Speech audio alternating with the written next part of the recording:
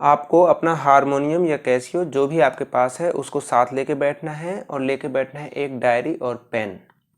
Diary में आप लिख लीजिए लेसन नंबर 1 सात स्वर। सबसे पहले हमें जानना है कि सात स्वर इस कीपैड में कहाँ से कैसे बजते हैं और इनका एक सिंपल से सिंपल एक फॉर्मूला क्या होता है जो आप खुद भी सीख सकते हैं और दूसरों को भी सिखा सकते हैं। तो वैसे मैंने सारे गामा पाधा निसा पिछले वीडियोज में कई बार बता चुका हूँ, सी स्केल से बजाना कैसे बजाना है, लेकिन ये एक दिमाग में मेरे बात आई कि इस तरह से शायद आपको समझाऊं तो और अच्छे से समझ में आपको आएगा। आप चलते हैं कीपैड की तरफ। कीपैड का मतलब जहाँ पर ये ब्लैक एंड वाइट कीज लगी होती हैं, चाहे हारमोनियम में हो, चाहे कैसियो में हो, चाहे पियानो में हो। ठीक है। अब सारेगामा पाधा निसा को सिंपल एक तरीका है कि आप इनमें से किसी भी की को पहले सेलेक्ट कर लें कि इस वाली की से हमें सारेगामा पाधा निसा बजाना है। किसी भी की को आप सेलेक्ट कर लें। जैसे मैं सेलेक्ट करता हूँ इस वाली की, क्योंकि मुझे यहाँ से सारेगामा पाधा निसा बजाना है।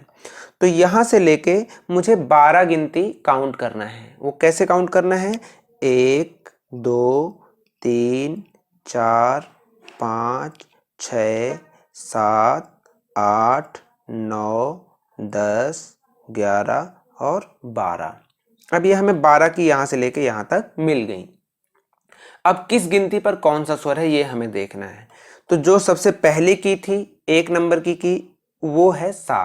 तो आप अपनी डायरी में पहले गिनती लिख लें, पहली लाइन में 1 से लेकर 12 तक, और उसमें फिर उसके नीचे किस गिनती पर कौन सा स्वर है उस स्वर को लिख लें। जैसे पहली के नीचे आप लिख लें सा। अब रे कहाँ पर होगा?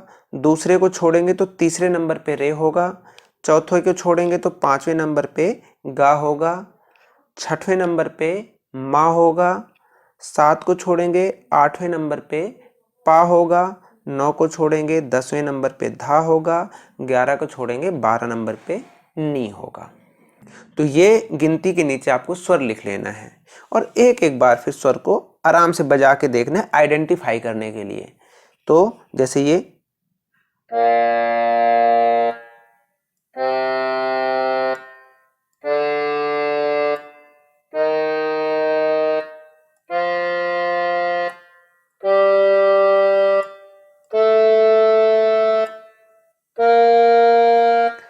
अब आप कहेंगे कि मैंने तो 12 ही बताया था, फिर आपने इसको क्यों बजा लिया?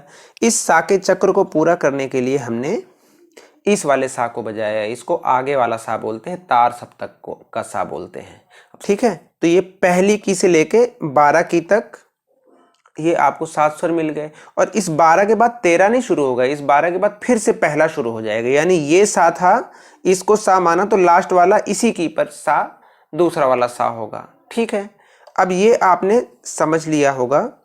अब समझने भर से काम नहीं चलता है संगीत में, क्योंकि इसको करके सीखना होता है।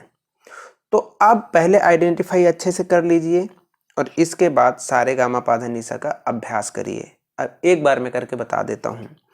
सा रे गा